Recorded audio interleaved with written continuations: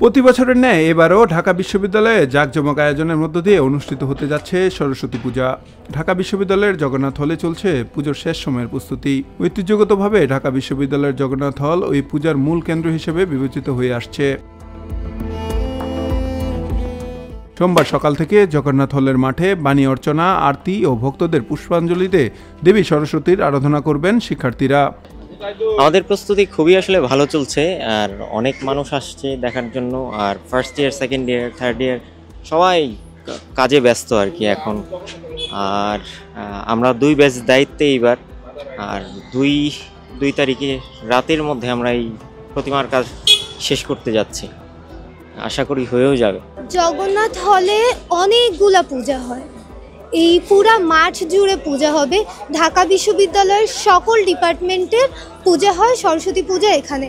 অন্য বছরের মতো এবারও হলের পুকুরের মাঝে বসানোর জন্য দৃষ্টিনন্দন প্রতিমা তৈরি করেছে চারুকলা অনুষদ।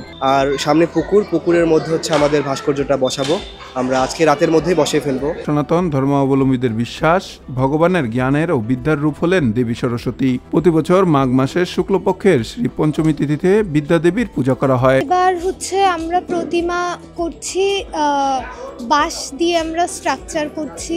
আমরা ককশিট ইউজ করার চেষ্টা, ইউজ যত কম করা যায় আমরা সেটা ভাবছি, কারণ বায়োডিগ্রেডেবল একটা বিষয় আছে যে মাটির সঙ্গে মিশে যাবে সব কিছু, ইকো ফ্রেন্ডলি হবে যাতে।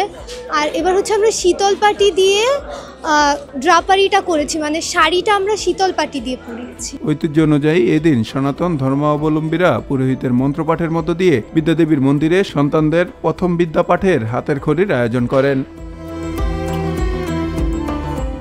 ঢাকা বিশ্ববিদ্যালয়ের শিক্ষার্থীরা বলছেন, বেশ কয়েকদিন থেকেই পূজার জন্য সার্বিক কাজ চলছে, তবে এবার ব্যতিক্রমভাবে পূজা উদযাপন হতে যাচ্ছে। তাদের আশা সুন্দরভাবেই পূজা উদযাপন করতে পারবেন তারা।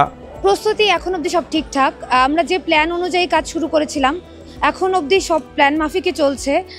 আজকে যেহেতু 2 তারিখ, আগামীকালকে 3 তারিখ সকাল 9টায় আমাদের চারুকলা অনুষদের প্রতিমায় অঞ্জলি।